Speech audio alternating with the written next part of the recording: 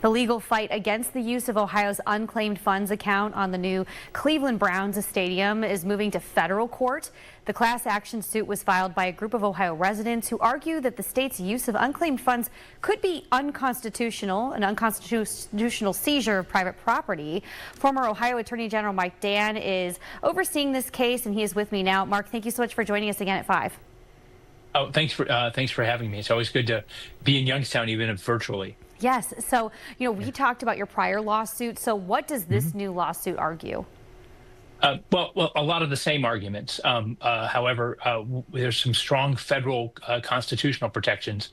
And what we've learned since we filed suit originally is that this is an issue that's being litigated not just in Ohio, but around the country. And the constitutionality of states and how they handle unclaimed funds is subject to, I think, some legitimate criticism.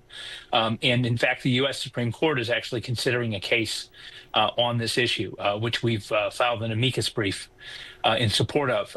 So we think the place we'll get the fairest hearing is in federal court.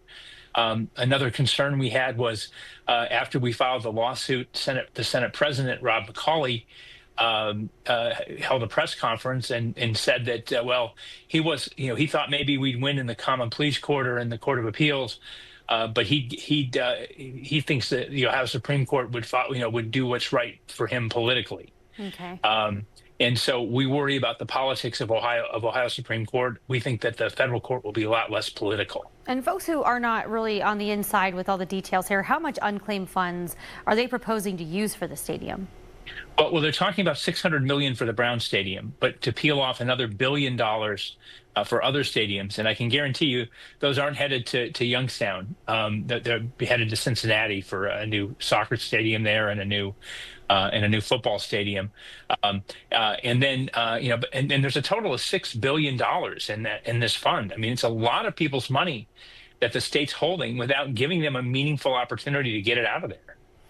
And we know that the state recently changed legislation to allow for the states to assume ownership of a portion of those funds, but that starts in 2026, next year. Yep. Could Ohio legally use those unclaimed funds, or do you think that having this lawsuit in place may stop that, or does it not run out the clock? No, we're going to ask the court to issue what's called a preliminary injunction to stop them from taking those funds in January of 2026. That is not the state's money. That is not the Ohio Senate's and Ohio House's money to allocate, or the governor's through the budget.